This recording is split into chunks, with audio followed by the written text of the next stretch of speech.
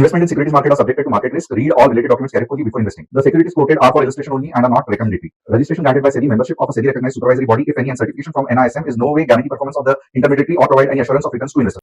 Hello friends, ये आज का एनालिसिस है और अगर आप देखोगे ये एनालिसिस में इंपॉर्टेंट चीज क्या है, निफ्टी 24,300 का पीई, एंट्री था 55 का और आप देख सकते हो मेड हाई कितना है 275, यानी कि लगभग 4x का मूव हमने कैप्चर किया। और अगर मैं आपको चार्ट पे दिखाऊं तो आप हैरान हो जाओगे कि ये मूव कहां से कैप्चर किया। अगर आप, ये है हमारा निफ्टी का चार्ट और यहां पे अगर आप पूछोगे तो एग्जैक्टली ये जो मूव है ये यहां पे कैप्चर हुआ था। अब आप बोलोगे क्या मजाक कर रहे हो आप, इतना परफेक्ट मूव कोई कैप्चर कर सकता है क्या? तो इसका एक्सप्लेनेशन भी मेरे पास है और ये एक्सप्लेनेशन कुछ भी नहीं है, आपको जो मैं बॉक्सिंग का हमेशा सिखाता हूं कि कैसे अगर हमको सामने वाले को गिराना है तो हम यहां से ही नहीं गिरा सकते, हमें पूरा का पूरा पीछे आके आगे जाना पड़ता है। तो सुबह को जब मार्केट ने ये मूव दिया तो हमें पता था कि ये जो है ये पुल बैक है और बड़ा मूव आने वाला है। तो जैसे ही ये 15 मिनट्स में रेड कैंडल बना तो वहां पे हमने पीक किया था। और ये एनालिसिस मैं अपने हिसाब से या जस्ट अभी मार्केट गिरा तो ये कर रहा हूं, ऐसे बिल्कुल भी नहीं है। आप स्टूडेंट ग्रुप का एनालिसिस देख सकते हो, इनफैक्ट व्हाट्सएप फ्री कम्युनिटी में भी डाला था। तो कैसे लगा आज का एनालिसिस? क्या आपने पैसा बनाया जहां पे 3x 4x का ट्रेड?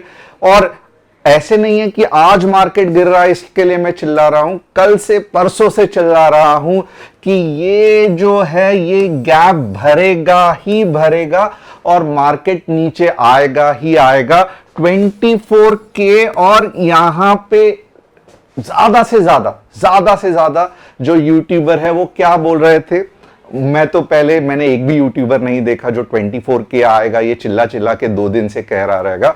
बट अगर समझो किसी ने कहा भी रहेगा तो 24 के नीचे नहीं जाएगा ऐसा उसने कहा रहेगा।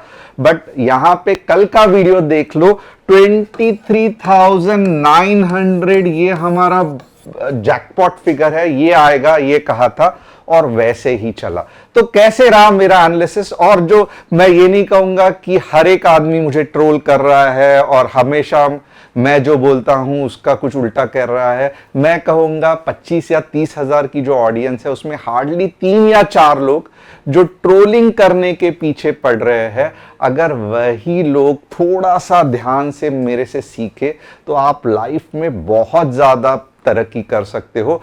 ट्रोल करके क्या होगा? अगर 25,000 में से 2 या 3 लोग ट्रोल कर रहे हैं तो मेरे लिए तो अच्छा ही है, मेरा जो ट्रोलिंग का रेट है वो कम है। बट अगर आप ट्रोलिंग से ज्यादा, ये पूरा का पूरा एनालिसिस जो मैंने एक भी ऐसा चीज नहीं है जिसका एक्सप्लेनेशन नहीं दिया था, अगर आप उस पर ध्यान दोगे तो मेरे हिसाब से आप लाइफ में ज्यादा तरक्की करोगे। तो सबसे पहले आज मैं हक से आपसे 2000 कमेंट्स मांगूंगा और 2000 लाइक्स भी मांगूंगा। कमेंट यही रहेगा कि आज क्या किया आपने, प्रॉफिट किया, लॉस किया या ट्रेड नहीं किया। अब इतना तो आप कर सकते हो, राइट? अगर आपने प्रॉफिट कमाया तो ये रही प्रॉफिट की स्पेलिंग, अगर आपने लॉस किया तो लॉस लिख दो और नो ट्रेड तो नो ट्रेड लिख दो। बट यहां पे थोड़ा सा रुक के क्या आप मेरे लिए ये चीज करोगे? और लाइक बटन दबाना तो बिल्कुल भी मत भूलना, क्योंकि कोई भी यूट्यूब चैनल नहीं था जिसने कहा था कि 23,900 आएगा, एग्जैक्टली एक्सपायरी पे ही आएगा, सिर्फ मुझे छोड़ के। तो इतना तो क्रेडिट मैं आज ले सकता हूं। और कल का एनालिसिस भी हम करेंगे जहां पे आप देखोगे सेंसेक्स में बहुत मजा आने वाला है। कल का मूव भी बढ़िया रहेगा और कल कुछ अलग ट्रिक बताऊंगा जिससे कि वापस पैसा बने। बट उनको ही ज्यादा गाइडेंस मिलेगा जो यहां पे यस नो, जो भी प्रॉफिट लॉस या नो ट्रेड ये लिखोगे चैनल को सब्सक्राइब करोगे, बेल बटन को हिट करोगे, डिस्क्रिप्शन में जो व्हाट्सएप कम्युनिटी की है उसे क्लिक करोगे। अब ये व्हाट्सएप कम्युनिटी ज्वाइन करने से आपका ही फायदा है, क्योंकि 4x का ट्रेड का एनालिसिस फ्री में आपको कौन देगा यूट्यूब में इंट्राडे में, जो हम देते हैं। तो होप आपको मजा आया रहेगा कल का एनालिसिस। और अब फटाफट हम देखते हैं कि क्या है आज के लिए हमारे पास। तो सबसे पहले top news of the day देखते हैं। In a poll conducted between November 19 and 21, economist peg the probability of rate cut in February 2025 is lower than before. तो थोड़ा सा रेट कट के चांसेस है, बहुत अच्छा है। India goods and service collection for November is expected to Sarpass.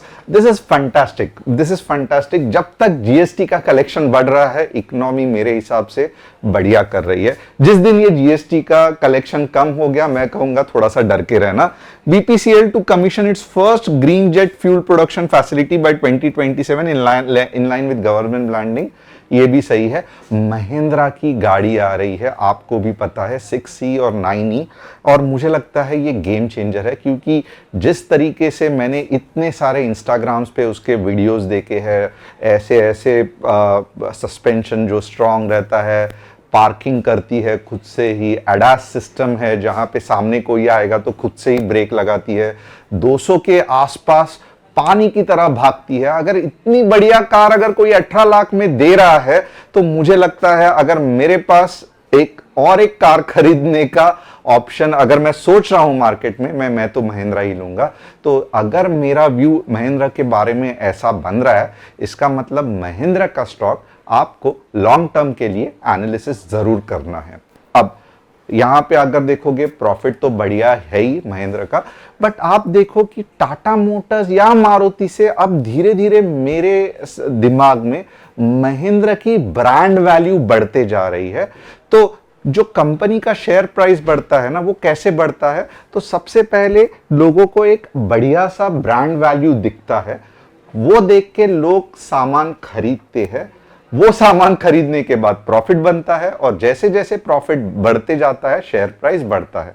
तो महिंद्रा का पहला, ऑफ कोर्स महिंद्रा तो ट्रैक्टर में बेमिसाल है ही, बट आप देखो सिस्टमैटिकली महिंद्रा का रीडिफाइनिंग हो रहा है, यानी कि जो ब्रांड वैल्यू पहले ट्रैक्टर से, जैसे कि पहले लैम्बोर्गिनी ट्रैक्टर बनाती थी तो अब सुपर कार बनाती है, तो वैसे ही पहले महिंद्रा की ब्रांड वैल्यू मेरे दिमाग में ऐसी थी, ट्रैक्टर तक ठीक सही है भैया।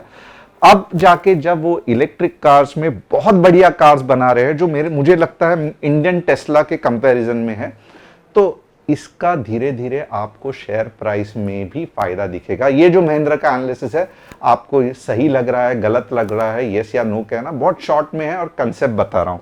अब आगे देखते हैं। हमारा एक ही कस्टमर सपोर्ट नंबर है 9152615121, और हम सिर्फ शेयर मार्केट के कोर्सेज सिखाते हैं, मैं सिखाता हूं। कोई भी टेलीग्राम चैनल में प्रॉफिट शेयरिंग या आप कहो क्रिप्टो करेंसी पोर्टफोलियो हैंडलिंग सब कुछ नहीं करते, इसलिए प्लीज फ्रॉड चैनल से बचना। और अगर आप चाहते हो कि आपके कोई स्टॉक्स का मैं एनालिसिस करूं, जैसे कि आज मैं अदानी पावर, एफकॉन्स और वोडाफोन करने वाला हूं, तो कमेंट सेक्शन में फटाफट डाल देना, हमारी टीम वहां से पकड़ के यहां पे आपको बिठा देगी। अब देखते हैं कि कल निफ्टी के लिए मैंने क्या रखा है। तो सबसे पहले मैं निफ्टी का डेली चार्ट में आपको एनालिसिस बताना चाहता हूं। अब यहां पे आप देखोगे ना, तो यहां पे मेरे हिसाब से फिलहाल निफ्टी एक अच्छे खासे सपोर्ट के आसपास है। इसका मतलब क्या है? तो डेली में आपको इतना ज्यादा नहीं समझ में आएगा। डेली में तो आपको यही लगेगा कि यार बर्बाद हो गए, मार्केट नीचे चला गया, बट आप एक चीज ध्यान रखो, ये एक्सपायरी है, और आज का जो मूव था वो एक्सपायरी ड्रिवन था, यानी कि बहुत सारे बाय जो जिन्होंने सेलर्स थे, हम कहते हैं कि मार्केट सेलर्स चलाते हैं, वो इतनी फास्ट मूव के वजह से ट्रैप हो गए थे। तो आज उनको एक अपॉर्चुनिटी थी कि मार्केट नीचे आया तो कम लॉस में एग्जिट होने को, बट जब अगले हफ्ते यही लोग पोजीशन बनाएंगे, जो हम मार्केट मेकर्स कहते हैं, मुझे नहीं लगता है कि वो सेल की पोजीशन बनाएंगे। ये उनके लिए आज का दिन एग्जिट या जो बड़ा लॉस था उसको कम करने का और कम लॉस में एक्सपायरी में निकलने का ये था, क्योंकि देखो यहां पे ट्रैप हुए थे ये लोग, जितना गैप बना था तो उनको सडनली सेल साइड में इतना ज्यादा लॉस हुआ रहेगा, राइट, किसी ने कॉल सेल किया रहेगा। तो आज का दिन या जानबूझ के उन्होंने स्टॉक्स में बिकवाली की, क्यों? क्योंकि वो मार्केट को नीचे ला सके और अपना जो बड़ा लॉस है, जो सडन गैप इलेक्शन के वजह से हुआ था, वो कम कर सके। बट अभी जैसे ही कॉन्ट्रैक्ट खत्म हुआ, ये मंथली कॉन्ट्रैक्ट भी था, ये वीकली भी था, तो अब जब वो फ्रेश पोजीशंस बनाएंगे तो मेरे हिसाब से वो लॉन्ग साइड ही रहेगा। तो ये भले टेक्निकली लग रहा है कि बहुत नीचे जाएगा, बट वैसे होगा नहीं। इसको स्टॉप लगेगा कहां तो भी। तो आइए देखते हैं ये स्टॉक कहां, स्टॉप जो है फुल स्टॉप कहां पे लगेगा। थोड़ा सा मैं आपको आवरली में एनालिसिस करके देता हूं। तो सबसे पहली चीज क्या है यहां पे ध्यान रखना, ये जो है ये पार्ट, ये एक बढ़िया सा पार्ट है जहां पे आप देखोगे तो मार्केट सपोर्ट ले सकता है। अब यहां पे आइए देखते हैं, मैं आपको स्ट्रेट अवे थोड़ा सा लेवल्स का नॉलेज दे देता हूं ताकि कल के लिए आपको आसानी हो जाए। ओके, अब यहां पे आप देखोगे ना तो market lowest to lowest, possible नहीं है बट लोवेस्ट टू लोवेस्ट मैं कहूंगा 24,000, सॉरी ये गलत है, 23,850 को आवरली में, क्योंकि ये आवरली चार्ट है, 23,850 आवरली में स्पाइक मार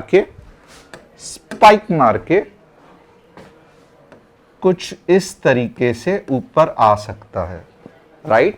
और जब भी ये दिखेगा, अब ये 850 हो सकता है या 23,800 भी हो सकता है, बट आवरली में कुछ ऐसे होने के बहुत ज्यादा चांसेस है।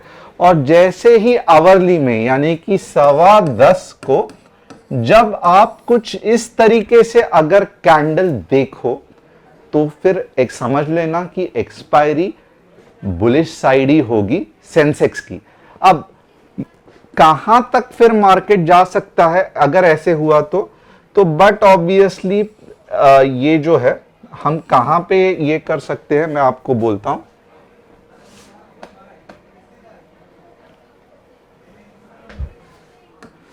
24,080 के ऊपर आपका पहला टारगेट रहेगा 24,200, दूसरा टारगेट रहेगा 24,350 और अब के बाद 24,500 आएगा ही आएगा।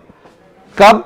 जब 24,080 के ऊपर कुछ ऐसे वाली आवरली में कैंडल बनेगी।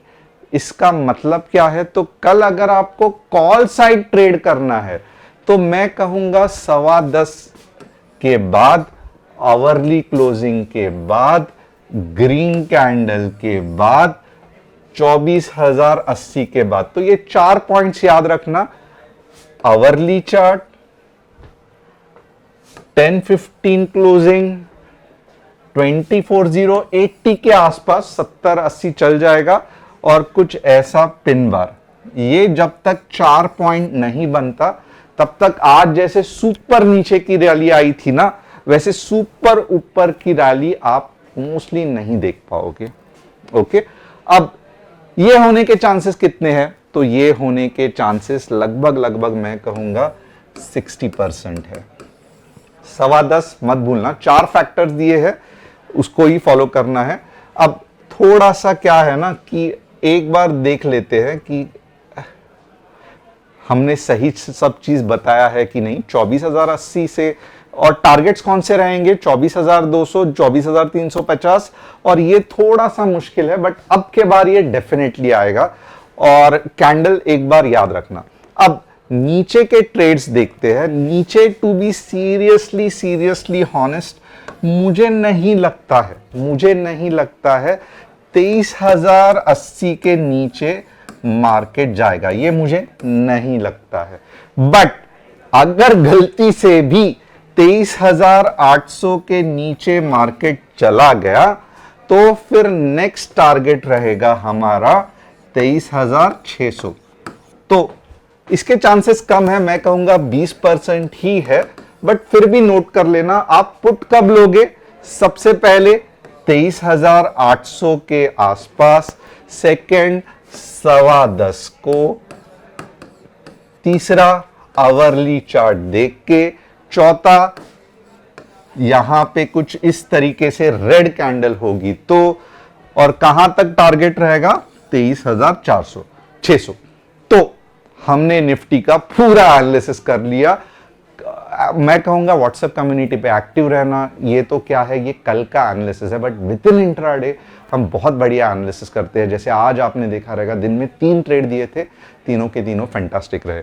और मार्केट मॉर्निंग में क्या होगा, तो थोड़ा बहुत गैप डाउन हो सकता है, मैं ये नहीं कह रहा हूं 23,800 23,850 के आसपास स्पाइक मार के फिर ऊपर जाएगा। इसके लिए मैं आपको आज के कल के लिए 9:30 को भी ट्रेड नहीं करने को बोल रहा हूं। कल के लिए मैं कह रहा हूं आपको 10:15 को ट्रेड करना। अगर आप रिस्क टेकर हो और सेम इफेक्ट आपको अगर 15 मिनट में दिख रहा है तो आपकी मर्जी।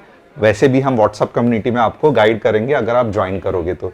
चलिए बैंक निफ्टी देखते हैं। बैंक निफ्टी भी आप देखोगे ना, ज्यादा से ज्यादा स्पाइक मारेगा।